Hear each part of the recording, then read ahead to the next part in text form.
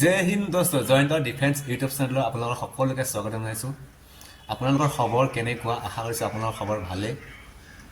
আৰু এই ভিডিঅ'টো বনোৱা মোৰ এটাই উদ্দেশ্য যে আমি ভাবিছিলোঁ 20 জানুৱাৰী তাৰিখে আমাৰ CM ছাৰে কিবা এটা ভাল আপডেট দিব, কিন্তু আমাৰ CM ছাৰে ইণ্টাৰভিউৰ বিষয়ে কোনো এটা কথাই নক'লে, মানে একো আপডেটেই নিদিলে। তথাপিও আপোনালোকে ৰানিং আৰু লং জাম্প এৰি নিদিব, আপোনালোকে প্ৰেক্টিছ কৰি থাকক। আৰু এটা ডেট আছে 26 জানুৱাৰী, কাৰণ CM ছাৰে কৈছিল যে 26 জানুৱাৰী কিবা এটা ঘোষণা কৰিব। আপোনালোকে 26 জানুৱাৰী তাৰিখলৈ ৱেইট কৰক। আৰু যদি 26 জানুৱাৰী তাৰিখেও যদি কোনো ধৰণৰ আপডেট নাহে, তেনেহ'লে আপোনালোকে মে' আৰু জুন মাহলৈ আপোনালোকে ৱেইট কৰক, ৰানিং কৰি থাকক। সপ্তাহত আপোনালোকে ডেইলি নকৰিলে আপোনালোকে যদি সপ্তাহত দুদিন এদিন হ'লে আপোনালোকে প্ৰেক্টিছ কৰি থাকক, ৰানিংটো আৰু লং জাম্পটো মাৰি থাকক।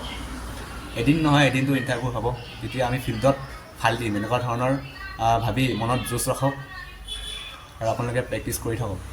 আপোনালোকে এৰি নিদিব প্ৰেক্টিছটো। লং জাম্পটো প্ৰেক্টিছ কৰি থাকক, কাৰণ লং জাম্পটো দুটা আমাক পোৱা যায়।